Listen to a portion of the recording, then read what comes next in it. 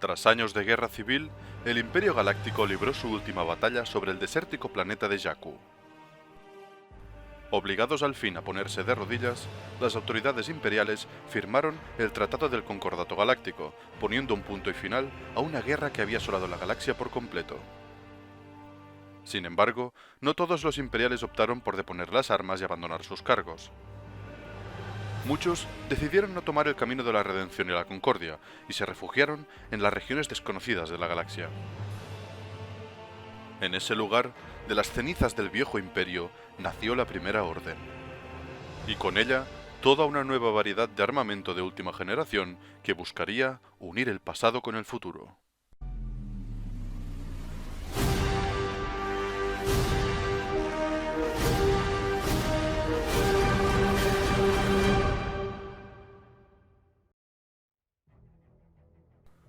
A salvo del escrutinio de la Nueva República y en lo más profundo de las regiones desconocidas, la Primera Orden desarrolló un programa de rearme total que incluía, por supuesto, la construcción de innovadores destructores estelares de última generación. Estas máquinas de guerra fueron pensadas para tomar el rol que en su día habían adoptado los destructores estelares de clase imperial.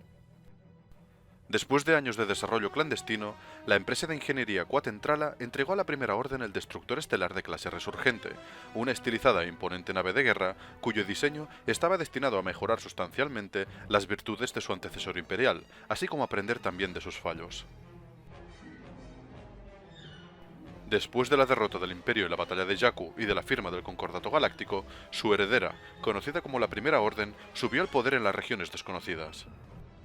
Eventualmente, ordenó la construcción del nuevo destructor estelar de clase Resurgente en sus astilleros secretos recién construidos, pues tal acto era ilegal por el Concordato. Tomando como inspiración los destructores estelares de clase imperial del viejo imperio, pero sin los recursos para construirlos en grandes cantidades, la Primera Orden los diseñó a propósito para que recordaran a las naves de la era imperial que habían dominado la galaxia tiempo atrás. Los clase Resurgente sirvieron como el navío principal de la Armada de la Primera Orden, reemplazando los ya envejecidos clase Imperial que aún tenían en servicio. A pesar de su tamaño, la sección de inteligencia de la Resistencia sospechaba que la Primera Orden tenía naves de guerra aún más grandes en desarrollo.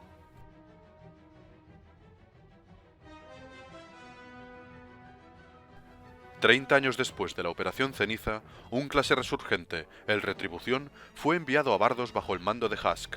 Allí destruyó el Corvus, la nave del antiguo Escuadrón Infernal. Armitage Hux y Kylo Ren usaron el finalizador, primer modelo de clase Resurgente, en su búsqueda del maestro Jedi Luke Skywalker. Varios clase Resurgente, incluyendo el finalizador, así como también el Heraldo y el Conquistador, participaron en el ataque a la flota de la Resistencia. Por aquel entonces, la Resistencia calculaba que al menos 30 clases Resurgente estaban presentes entre las fuerzas de la Primera Orden, pero 20 de ellos fueron destruidos en el ataque suicida de la vicealmirante Amilyn Holdo. Al menos 17 de estos navíos, incluyendo el finalizador, estuvieron presentes en el planeta Tanuna, junto con el acorazado de asedio clase Mandator 4 durante la destrucción del planeta por parte de la Primera Orden. Tiempo después, el finalizador estuvo en Batú junto con otros dos clases Resurgente. Ahí se enfrentaron a las fuerzas de la Resistencia en el planeta.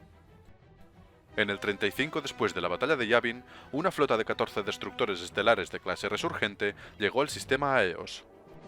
Después de que una célula de la Resistencia liderada por Kasuda Shiono estuviera en el planeta Aeos Prime.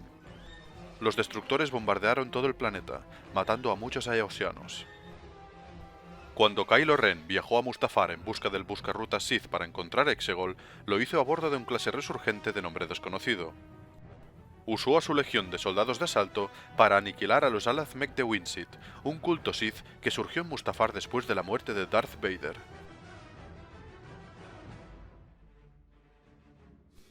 Otro clase Resurgente, el Tenaz, lideró a la flota del culto Sith Eterno durante la batalla de Exegol. La nave fue destruida cuando Finn y Jannah usaron uno de sus propios turboláseres para acabar con el puente de mando. El maltrecho navío se estrelló contra la superficie de Exegol y explotó. La historia de los clase Resurgente acaba con el alzamiento contra la Primera Orden a través de la galaxia. En Bespin, Jakku y Endor cayeron algunos de los últimos destructores estelares de la Primera Orden, acabando así con su reinado de terror.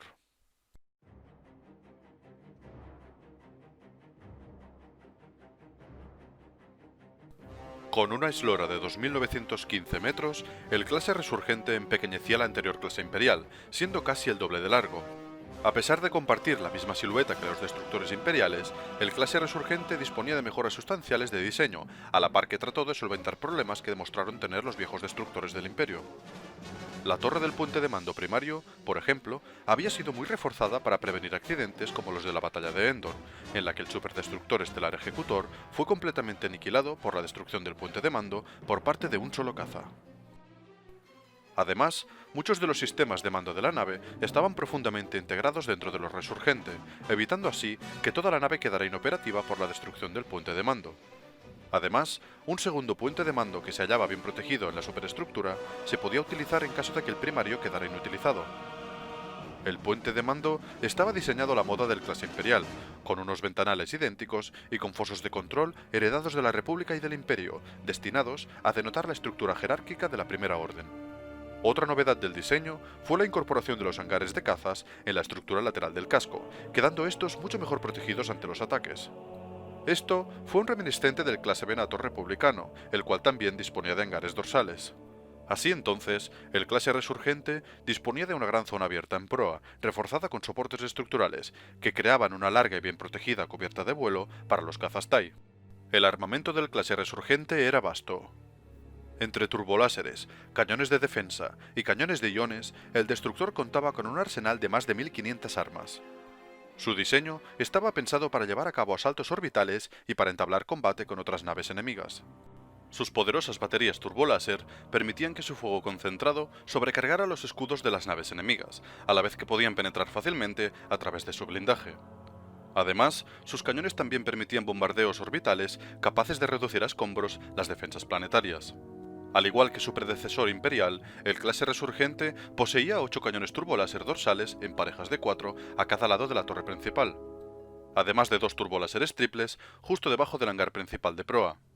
Aunque tal formidable despliegue ofensivo no era suficiente para la Primera Orden.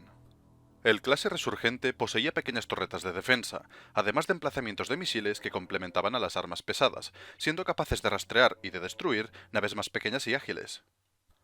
Tanto a babor como a estribor, el clase Resurgente disponía de baterías turboláser estándar, mientras que los turboláseres pesados y las torres de defensa axiales estaban localizados en proa. La torre del centro de control de fuego estaba situada en popa y estaba protegida por debajo de la parte trasera de la nave. A babor se encontraba el centro de apuntado de los cañones de iones, cerca de proa. Las torres de sensores de espectro múltiple estaban situadas cerca del puente de mando, ya que ayudaban a la adquisición de objetivos. El proyector del rayo tractor del navío se encontraba en proa, mientras que el escudo deflector de la cubierta de vuelo estaba justo detrás. Los proyectores de escudo principales de toda la nave estaban localizados en popa, tanto a estribor como a babor, mientras que un proyector de escudo deflector protegía toda la estructura del puente y sus ocupantes, ayudado por un deflector del puente que aumentaba aún más la defensa de la quilla. Una torreta de defensa también ayudaba al puente a defenderse de los ataques de los cazas, sin duda otra medida para prevenir el desastre del ejecutor. Todo el sistema de energía de la nave dependía de un único y enorme reactor primario de hipermateria aniquilación 3A1A, posicionado en una sección con forma de cúpula justo en la parte ventral de la nave.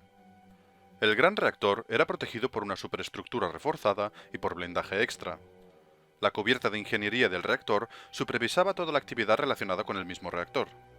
El gran complejo de procesamiento atmosférico y los conductos reactivos se ubicaron detrás del recipiente de contención del reactor. Los sistemas de propulsión del clase Resurgente eran impresionantes. Contaba con 11 motores en total. 3 motores de iones clase Destructor y 8 motores de iones clase Gemon 8. Estos motores necesitaban un reactor subsidiario, silos reactivos y pozos de contención de isótopos en popa. Ahí la energía extra era derivada, mientras los silos y las bombas de refrigeración ayudaban a bajar la temperatura de los grandes motores. Alrededor de los grandes motores circulares se encontraban las toberas de empuje del motor principal, mientras que los motores más pequeños utilizaban toberas de empuje secundarias para ayudar a la navegación del destructor. Los motores principales estaban unidos a turbinas magnéticas, además de a un compensador de aceleración. En línea recta y a toda velocidad, un clase Resurgente podía ser más rápido que un caza de superioridad espacial TIE-FO. De todas formas, hacer algo así negaría cualquier maniobrabilidad, y se requeriría de una asombrosa cantidad de contraempuje para realizar la más mínima maniobra. Por lo tanto, solo los comandantes más temerarios interponían la velocidad por encima de la maniobrabilidad. Por su parte, el generador de hipermotor estaba localizado en la parte más trasera de la sección de popa. En resumen, el armamento y las características del clase Resurgente mejoraron en comparación a los destructores de la era imperial, ya que su diversificación, potencia de fuego y calidad de sus sistemas de energía y de motores eran superiores.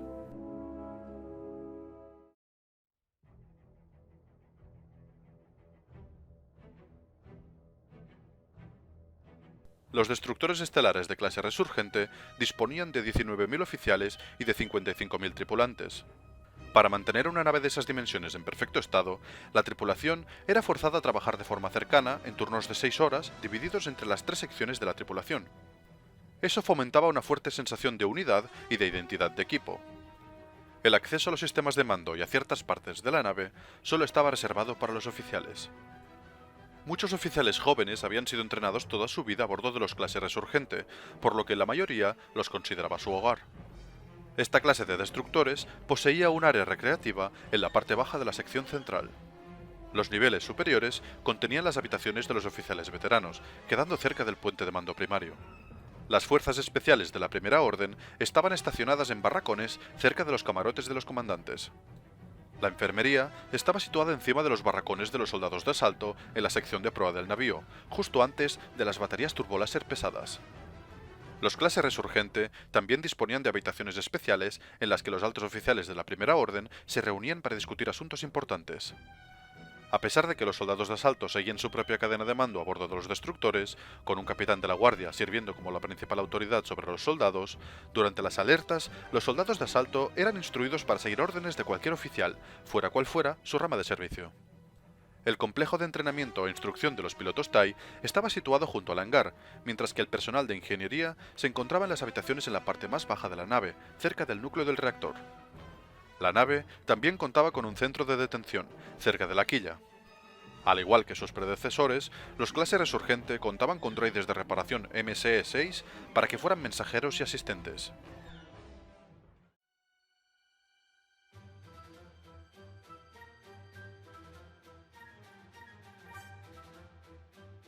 Normalmente, todos los clases Resurgente llevaban a bordo 2 alas de cazas completas de modelos TIE FO y de TIE SF respectivamente. Además de los cazas de superioridad espacial, el destructor también disponía de bombarderos TIE de la Primera Orden. La nave disponía de hangares a babor y a estribor, con puentes de control de vuelo, supervisando las actividades en ambas bahías. Al contrario que en los antiguos clase Imperial, los cazas TIE eran estacionados en la propia estructura del navío, en plataformas de lanzamiento, desde donde podían salir al espacio. El hangar principal se ubicaba en el vientre de la nave, donde una gran garra de atraque ayudaba a las naves a aterrizar y despegar. Otra cubierta de vuelo lateral estaba localizada en la proa del destructor y era usada normalmente para las puestas a punto para operaciones de invasión a gran escala. El clase Resurgente era capaz de lanzar todos sus cazas y naves de asalto mucho más rápido que los destructores de la Armada Imperial.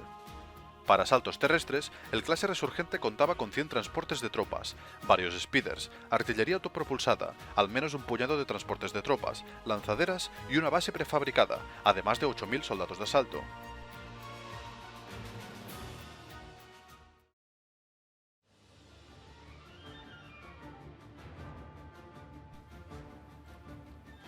¿Qué opináis del clase Resurgente? ¿Creéis que es un buen destructor estelar o preferís tal vez los modelos imperiales? Dejad vuestras opiniones en la caja de comentarios, dadnos un like si os ha gustado el vídeo y no os olvidéis de suscribiros para más contenido de Star Wars. Que la fuerza os acompañe.